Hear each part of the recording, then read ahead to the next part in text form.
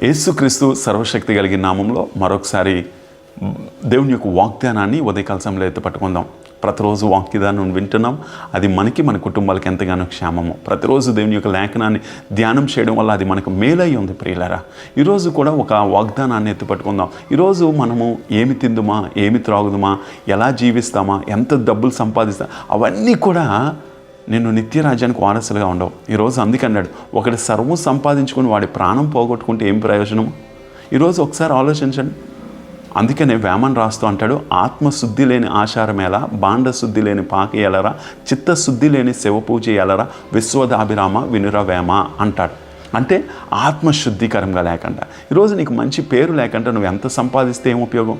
నీ క్యారెక్టర్ లేకుండా ఎంత సేవ చేస్తే ఏం ఉపయోగం? నీ యొక్క గుణ లక్షణాలు ఇతరులకు ఉపయోగపడకుండా ఏదో నా దగ్గర ధనం ఉంది, ఐశ్వర్యం ఉంది, లేకపోతే నేను గొప్పవాడిని అనుకోవడం వల్ల ఏం ప్రయోజనము?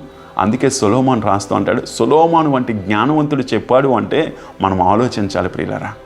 అందుకని ఆత్మశుద్ధికరంగా ఉండాలి. మనం ఎవరికైనా ఏదైనా ఇస్తున్నప్పుడు శ్రేష్టంగా ఇవ్వగలగాలి. మనం ఎవరితోనైనా మాట్లాడుతున్నప్పుడు హృదయాంతరంగం నుంచి మాట్లాడాలి. మనకు ధనము, ఐశ్వర్యము, మనకున్న బ్యాక్గ్రౌండు, లేకపోతే మనకున్న ఆస్తులు ఇవేవి మంచి పేరుని తేవవు. నీ గుణ లక్షణాలే నీకు మంచి పేరుని తెచ్చిపెడతాయి. నీ ప్రవర్తనే నీకు మంచి విలువలు తెచ్చిపెడతాయి. నీ యొక్క నడవడికే ప్రజలు నిన్ను మెచ్చుకునేటట్లు, ప్రజలు నిన్ను గౌరవించేటట్లు చేస్తాయి. ఈరోజు అదే సొలొమోను రాసిన సామెతలు 22వ అధ్యాయం 1వ వచనం ధ్యానం చేసుకోవడానికి ఇష్టపడదాం ప్రియులారా. సొలొమోను రాసిన సామెతలు 22:1.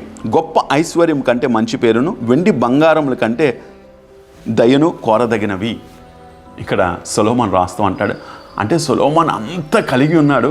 అందుకే తను అంటున్నాడు, వెండి బంగారాల కంటే దయ కోరదగినది. ఈరోజు మంచి పేరు ముఖ్యము గొప్ప ఐశ్వర్యం కంటే. ఈరోజు నీ దగ్గర ఎంత ధనమున్నా, ఎంత కాస్ట్లీ బట్టలు వేసుకున్నా, ఎంత నగలు ధరించుకున్నా, నువ్వు ప్రేమగా ప్రజలతో మాట్లాడకపోతే అది నీ జీవితానికి క్షేమకరం కాదు. సొలొమోను అందుకే అంటున్నాడు, గొప్ప ధనము, ఐశ్వర్యం ఉండి కంటే మంచి పేరుతో ఉండటం మేలు. ఈరోజు ఒకసారి ఆలోచించు, మంచి పేరుని సంపాదించుకో, నీ క్యారెక్టర్ను పాడు చేసుకో. ఎంత సేవ చేసావని దేవుడు అడగడట, ఎంత వాక్యానుసారంగా బ్రతికావని దేవుడు అడుగుతాడు. ఎన్నిసార్లు మన యొక్క జీవితాల్లో కార్యాలు చేసావని అడగడట. మన జీవితాలను దేవుడు కట్టడానికి ఇష్టపడతాడు. ఈరోజు గుర్తుంచుకో, నువ్వు ఎవరైనప్పటికీ కూడా దేవుని వాక్యం నీతోటి మాట్లాడుతుంది. ఒకసారి కళ్ళు మూసుకుందాం, ప్రార్థన చేసుకుందాం. మా తండ్రి, మా ప్రభువా, నువ్వు చేసిన సమయాన్ని బట్టి నీకు వందనాలు. దీవించి ఆస్వాదించు. ఈరోజు ఎగ్జామ్కి వెళ్ళి వస్తున్న వాళ్ళ మీద నీ కృపనుంచమని, నీకే మహిమ గంతా చెల్లించుకుంటే యేసు నామములో అడిగి వేడుకొంచున్నాము తండ్రి, ఆమేన్. God bless you. దేవుడు మనందరినీ దీవించును గాక.